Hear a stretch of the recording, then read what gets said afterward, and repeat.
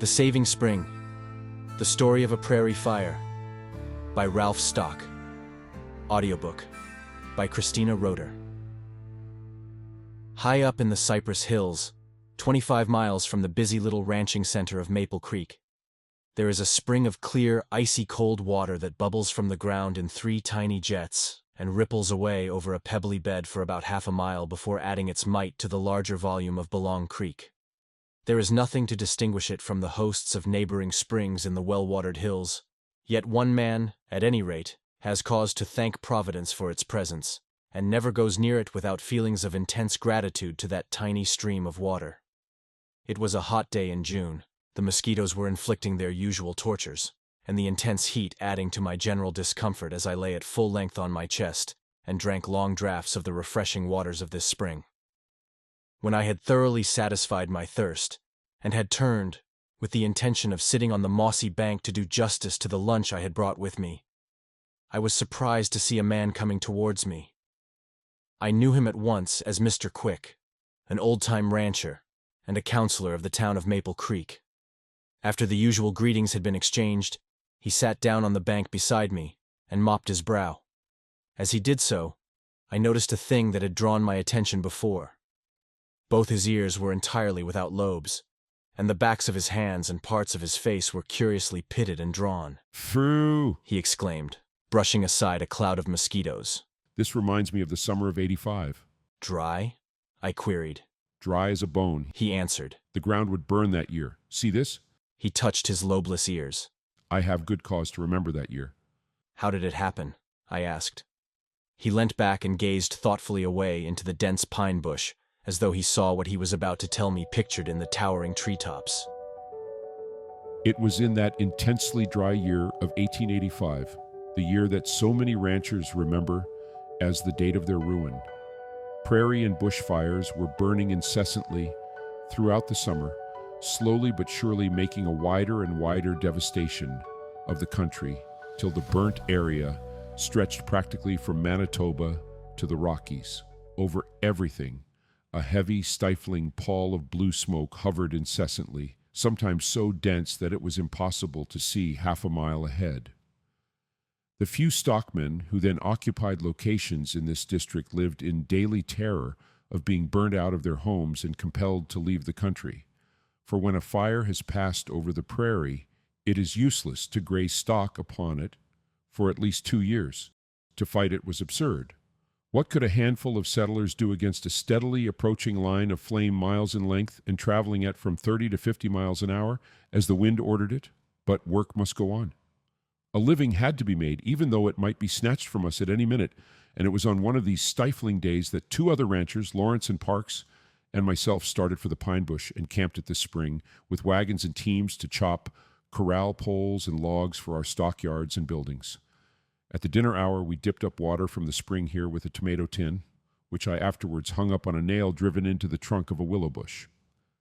Dinner over, all 3 of us turned to our work, and for the next few hours, nothing but the sound of our axe strokes sounded through the bush. Lawrence was the first to have his load cut, and his wagon was soon standing ready to start. A gentle south wind had been blowing all that morning, with the result that the smoke, always hanging in the air, cleared a little. Suddenly, however, a stiff breeze rose from the northwest and the smoke became almost stifling. We hurried with our loads, and soon all 3 were ready to start down that trail you see out in the clearing that leads down a deep coulee. We had hardly driven 12 yards, however, when we were horrified to see a huge cloud of billowing smoke rolling over the west side of the coulee. We all knew what it meant. The fire that had been hovering round us like some evil bird waiting to pounce on its prey had found its victims at last, and was all but on us. The heat became intense, the air stifling, and we sat on our loads for several moments filled with terror. Only those who have seen a bushfire can realize the overpowering fascination that seizes a spectator. A sea of water, when it is angry, makes one feel a trifle insignificant, but it is as nothing compared with a sea of flame, licking, shriveling, and consuming every living and dead thing within its path as it rolls on, leaving nothing but black and glowing cinders in its wake. Suddenly, Lawrence jumped from his load and the spell was broken. All of us unhitched our teams with frenzied haste, and jumping on the backs of the horses, held a hasty consultation. There was only one way of escaping the flames, and that was to rush through them before they reached the denser bush in their path. If we turned back, it meant certain death, for the fire was heading straight for it. To right or to left was equally useless, for it would probably take hours, perhaps days, to reach either end of the line of flame. No, there was nothing for it but to charge through the flames, and we stiffened ourselves to readiness. 2-3 seconds of torturing heat, and all might be well. But the horses, would they respond to such a fearful test? The smoke rolled nearer and nearer, and the heat became so powerful that our hair began to singe. At no given signal, but all egged on by the same desire to breathe freely once more, we started forward, our horses plunging and snorting with terror. We might as well have tried to ride through a stone wall as that awful line of flame. The attempt was an utter failure, for the terrified horses refused to face the conflagration. Parks lost all control of his mount, and the team, still harnessed together with the neck yoke, and with their luckless rider perched on the back of the near horse, turned and galloped madly for the bush from which we had come. That was the last I ever saw of Parks. The team crashed into the dense undergrowth, almost hidden in a blinding cloud of blue smoke, and was lost to sight.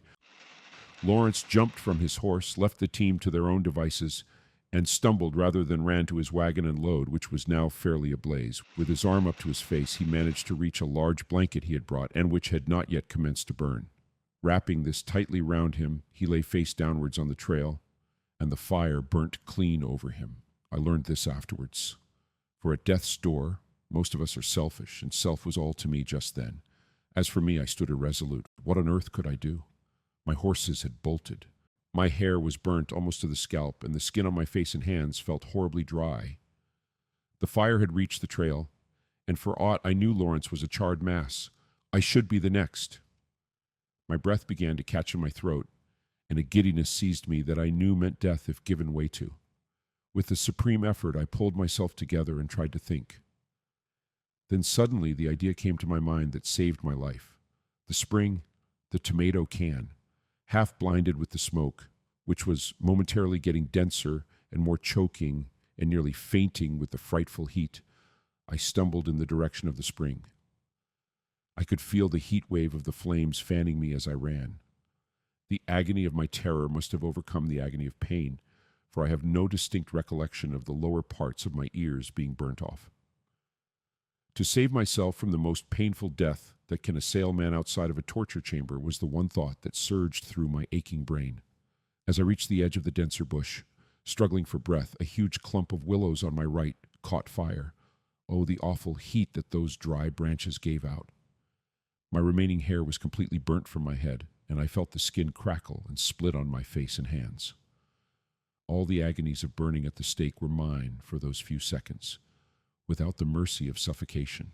The fire, having reached the thicker bush and the dry undergrowth, naturally burned quicker, and the place soon became a perfect inferno. If I hadn't had that spring as my ultimate goal, I should certainly have given up hope there and then and surrendered myself to the flames. But where there is the tiniest loophole of escape, hope still lives, though it may be only a flicker. On I crashed, tearing what skin the fire had left on my face into shreds, through apparently endless thorn bushes and willow clumps that caught fire and flamed up as quickly as I passed them. Was I going right? Where was Parks? Such thoughts fled through my brain like pictures through a cinematograph. Where was Lawrence? What had happened to the teams? 6 fine horses burnt to ashes. Then, all of a sudden, I came upon the spring. Just an oblong little patch of water not 4 inches deep. Snatching the tomato can from its peg, I fell bodily into the water and lay there curled up and gasping for breath. Then the reaction came. Oh, that water after the torturing heat. The icy cold seemed to penetrate to my very bones. The fire was not 6 feet from me. I took the can and, sitting huddled up in the spring as though in a hip bath, bailed the water onto my head and let it trickle down my neck and back. All around me I could see nothing but crackling, seething flames licking up the undergrowth and playing fantastically on the bark of the trees. From my waist down, I was numbed with cold, and from there up, I was slowly being roasted despite the water.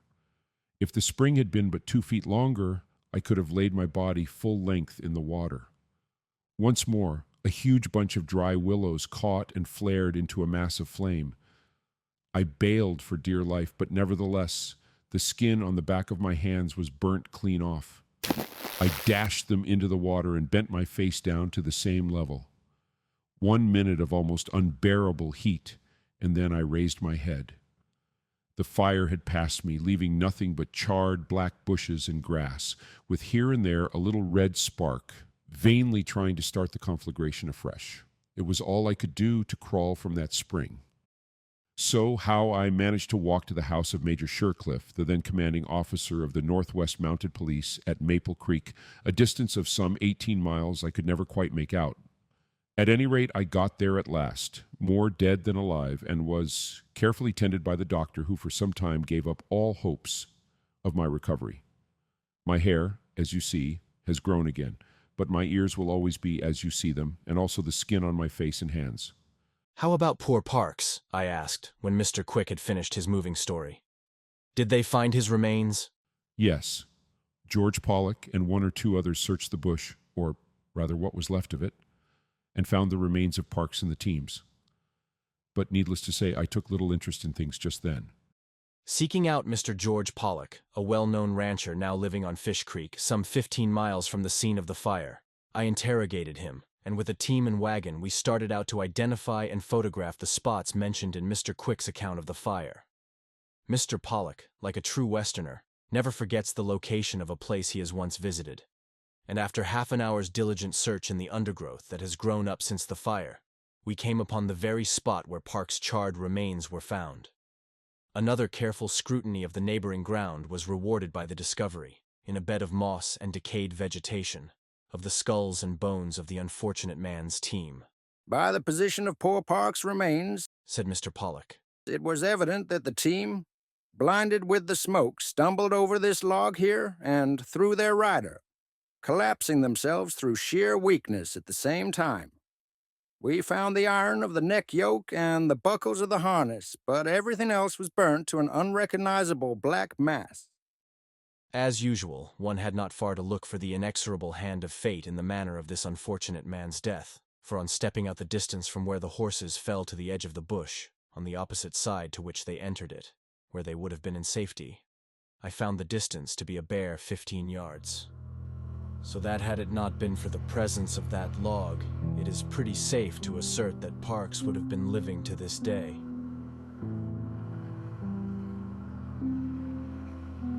Thank you for listening to this story brought to you by Christina Rotter in audiobook format.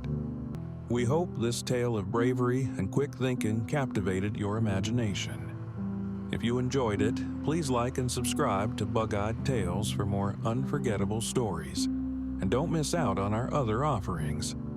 Be sure to check out Echoes of the Bayonet, a compelling collection of cartoons and vintage articles that span 2 world wars. It's a treasure trove of history, humor, and insight, capturing the spirit of an era through the eyes of those who lived it. Grab your copy today at Amazon.com and dive into the past with Bug-Eyed Tales.